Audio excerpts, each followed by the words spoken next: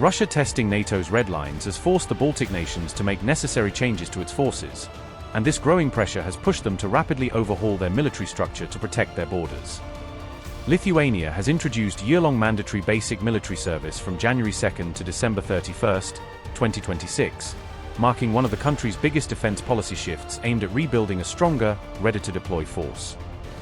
The government plans to conscript about 5,000 citizens into the army under the 2026 format, ensuring a steady flow of trained personnel who can bolster Lithuania's frontline defenses throughout the year. The conscription plan distributed draft call-ups across the entire year to build readiness, allowing the armed forces to maintain constant training cycles and avoid the strain of seasonal mobilization spikes. Over 3,500 conscripts have been called up for the standard 9-month mandatory service, forming the backbone of Lithuania's long-term human resource pool for its expanding military apparatus. Another 90 specialists have been drafted for an intensive 3-month service, bringing in critical skills urgently needed for high-tech and operationally demanding roles. Around 650 citizens have been placed into 160 to 200-day junior officer training programs, where they will be shaped into future commanders capable of leading units in high-pressure situations.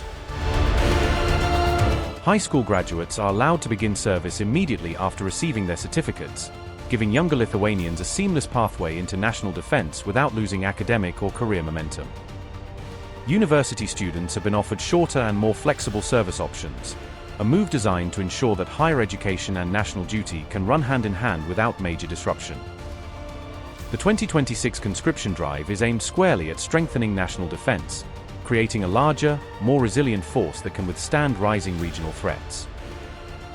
The model is being presented as a direct response to an increasingly unpredictable regional security situation, where rapid military shifts and border tensions demand a more robust and permanent defense posture. This comes as Russian aircraft reportedly violated NATO and EU airspace multiple times in 2025, heightening regional anxiety and forcing allied nations to reassess their air defense vigilance.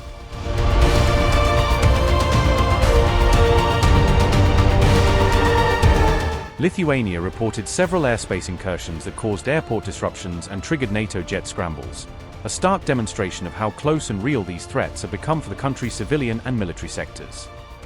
Russian Su-30 and Illinois 78 jets violated Lithuanian airspace by 700 meters for 18 seconds on October 23, an intrusion that showcased both the brazenness of Moscow's moves and the vulnerability of NATO's eastern flank. The Lithuanian president called the breach an assault on the country's territorial integrity, warning that such actions cannot be dismissed as accidental and must be treated as serious provocations.